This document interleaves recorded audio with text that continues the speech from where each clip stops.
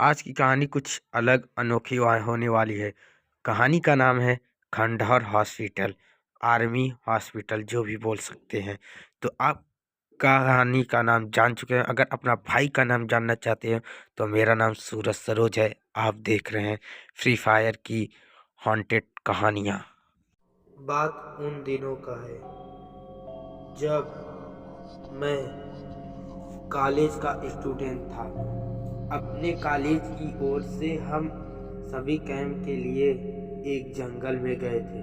हल्की ठंड थी, अतः रात में हम सबसे पूरी रात कैंप फायर के साथ डांस करने लगे थे। गाने आदि का प्रोग्राम तय किया। मुझे और सभी साथियों को कैंप फायर के लिए लड़कियां इकट्ठी करने का भार सौंपा था। मैं निकला तो सबके साथ ही, लेकिन जंगल के प्रकृति सौंदर्य में भटकता हुआ अकेले बहुत दूर कहीं निकल गया।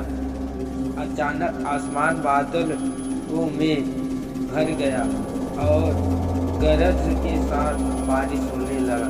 गरजने लगा और बारिश होने लगा। बादलों की लगातार गरजने से मैं पेड़ के नीचे खड़ा रहना चाहा। मुसीबत ना समझ आप आसपास में किसी घर की तलाश में एक दिशा में भागने लगा। तभी मैं घर तलाशने के लिए एक दिशा में मैं भागने लगा। मुझे कुछ ही दूरी पर एक लाल ईंटों से बनी शानदार बिल्डिंग नजर आई। मुझे कुछ दूरी के बाद एक लाल ईंटों से बनी एक बिल्डिंग नजर आई। बिल्डिंग रोशनी से पूरी नहाई हुई थी। पूरा बिल्डिंग में जो रोशनी था पूरा फैलाई थी और उसमें ढेर सारे लोग हैं। उसमें ढेर सारे लोग थे। ऐसा दूर से ही लग रहा था। मैं तेजी से भागते हुए उस बिल्डिंग में जा घुसा और सामने से आती हुई एक खूबसूरत नर्स से टकराते टकराते बच गया। नर्स ने मुझे घूर कर देखते हुए कहा, बहुत अधिक भीड़ गए हो, सर्दी लग जाएगी। उधर भाई और एक स्टोर रूम है, वहां जाकर जो भी मिले उससे कहना सिस्टर जूलिया ने दूसरे सूखे और साफ कपड़े मुझे देने को कहा है। वहां तुम्हें कपड़े दे देंगे। मैं हक्का बक्का मुंह फड़े सिस्टर जूलियो को देखता ही रहा। मुझे एकदम से यह समझ में नहीं आया कि मैं क्या करूं। मेरी स्थिति देखकर सिस्टर जूलिया खिलखिलाकर हंस पड़ी और बोली, पहले तो तुम अपना मुंह बंद करो, वरना मुझे से मच्छर घुस जाएगी, मुंह से मच्छर घुस जाएंगे। और अब जाकर वैसा ही करो जैसा मैंने कहा है।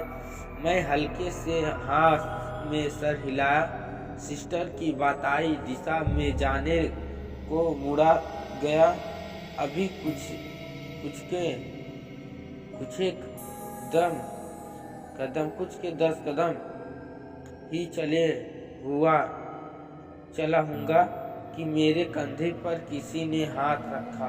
मैं चौंक कर पीछे मुड़ा और अपने सामने आर्मी की वर्दी में एक युवक को खड़ा मुस्कुराता पाया। मेरे चेहरे पर आश्चर्य का बदला अपना घर बना चुका था, जिसे देखते ही उस युवक को हंसी आ गई। उसने धीमे किंतु दृढ़ स्वर में कहा, मैं कैप्टन विनोद हूँ और यह हमारे देश की आर्मी का हॉस्पिटल है। कैप्टन विनोद की बातें मुझे आश्चर्य किया।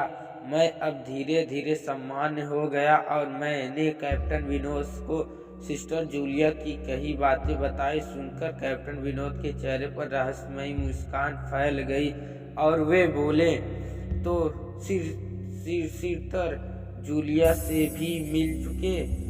जी, क्या मतलब है आपका? कुछ नहीं, चलो मैं तुम्हें सूखे कपड़े देता हूँ, चेंज कर लो। नहीं तो सर्दी लग जाएगी। और कैप्टन विनोद के पीछे पीछे एक बड़े से कमरे में पहुंच गया।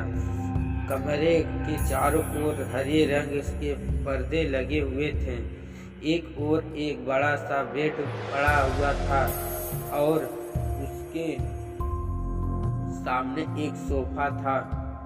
बीच में एक टेबल था जिस पर 2 गिलास, एक बड़ी बोतल ब्रांड की और एक युवक या 2 पत्रिकाएं सभी पड़ी हुई थी। कमरे के एक कोने में एक बड़ी सी अलमारी थी जिसमें से कैप्टन विनोद ने एक आसमानी रंग का कुर्ता पायजामा निकालकर मुझे दिया और कमरे से लगे बाथरूम की ओर इशारा किया।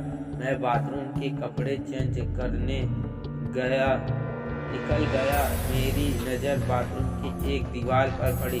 वह खून के छींटे से भरी हुई थी। यह देखकर मैं घबरा गया और जल्दी से बाहर निकले को मुदा मुझे कि बाथरूम में लगे आईने पर खुद को एक ही तस्वीर देखकर चौंका गया। आईने में पूरा शरीर तो नजर आ रही थी, लेकिन मेरे शरीर पर में से मेरा सर गायब था। अब मुझे डर लगने लगा और हड़बड़ाकर बाथरूम से निकल गया। मुझे इस तरह बात निकलते देखकर कैप्टन विनोद ने हंसकर पूछा, क्या हुआ? अरे हाँ, तुमने तो अब तक मुझे अपना नाम ही नहीं बताया। कहाँ जाओगे? बाहर बहुत तेज बारिश हो रही है। लेकिन तुम जाना क्यों चाहने लगे अचानक? यह मैं समझ नहीं पा रहा हूँ। कैप्टन विनोद, आपकी बाथरूम की एक दीवार पर पूरी खून के छींटों से भरी हुई है और आपके बाथरूम में लगा आईना भी कुछ अजीब सा है। उसमें मुझे मेरा पूरा शरीर तो दिखाई दिया, लेकिन मेरा सर ही गायब था। मैं अब बिल्कुल भी नहीं रुकूंगा, यहाँ बारिश में ही भीगता हुआ अपने कैंप तक जाऊंगा। कहते हुए मैं अपने कमरे से बाहर निकल आया। तभी अपने कमरे से मैं बाहर निकल आया। रुको विनोद, कड़बड़ा की आवाज़ गूंज उठी तो सब कुछ देख कर ही लग गया कि क्या मतलब है आपका। मेरी आवाज़ में डर भर गई था। मतलब चाहे जो हो, तुम तब तक यहाँ से नहीं जा सकते जब तक मैं तुम्हें कुछ बता न दूँ। क्या बताना चाहते हो आप? जो आज तक कोई न जान सका, जो आज तक कोई नहीं जान सका, वह मैं जानकर क्या करूँगा? प्लीज़ अब मुझे जाने दो। मैं डर से रुआंसा आ गया, रोने लगा। और नहीं, बिल्कुल नहीं, और तुम्हें मुझसे डरने की भी कोई ज़रूरत नहीं। सैनिक आपकी रक्षा के लिए होते हैं, मैं भी तुम्हारी सुरक्षा ही कर रहा हूँ। कैप्टन विनोद के स्वर में कोमलता देखकर, आओ मेरे साथ इस सोफे पर बैठ जाओ, मैं तुम्हें एक कहानी सुनाता हूँ। कहानी खत्म होते ही मैं तुम्हें तुम्हारे कैंप तक जीप से छोड़ आऊँगा। वैसे भी तुम अपने साथियों से काफ़ी आगे निकल आए हो, वहाँ तुम अब चलते हुए शायद पहुँच ना पाओ। कैप्टन विनोद के स्वर में जाने कैसी आश्चर्य थी कि मैं जाकर उसके बगल में बैठ गया। कैप्टन विनोद ने कहा शुरू किया, दुश्मनों ने धोखा से हमारे अस्पताल को अपना निशाना बनाया।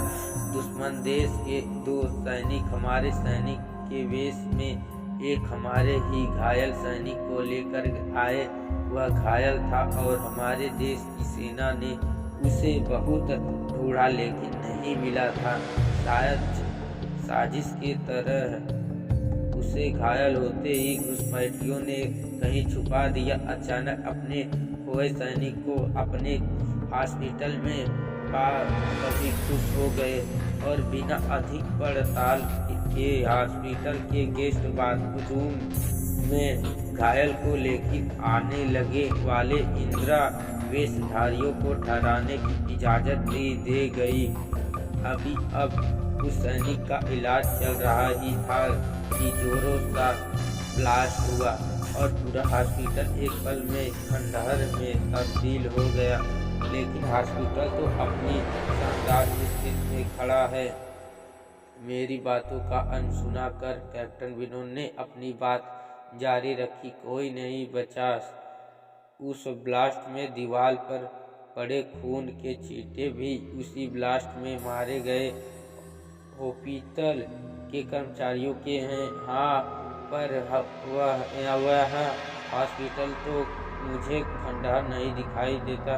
जब मैं कैप्टन विनोद के चेहरे पर रहस्य भरी मुस्कान फैल गई और उनका चेहरा अजीब सा भाव से भर गया। मैं उनके चेहरे को देखकर अंदर से दहल गया। फिर भी हिम्मत करके पूछा, आप उस ब्लास्ट में बच कैसे गए? सुनते ही कैप्टन विनोद ठहाका लगा कर हंस पड़े और मुझे पर भरपूर नजर डालते हुए कहा, यह कहानी आज से मात्र 10 वर्ष पहले की है और मैं तो आज से 5 वर्ष पहले मर चुका हूँ। इस आगे उन्होंने क्या कहा मुझे कुछ नहीं मालूम। चेहरे पर नीलेपन का एहसास हुआ। जब काफी हुआ था मैं जैसे नींद से जागा। मुझे घेरे हुए मेरे सभी सहपाठी और टीचर खड़े पड़े। मेरे आँख खुलते ही मेरे सर ने कहा, थैंक गॉड तुम्हें होश आ गया। तो क्या है बेहोश था? क्यों मैं बेहोश था? हाँ, तुम जंगल में जाने कहाँ भटक गए थे। जब सभी लौट आए तो और तुम नहीं आए तो हम सभी मिलकर तुम्हें ढूंढने निकले।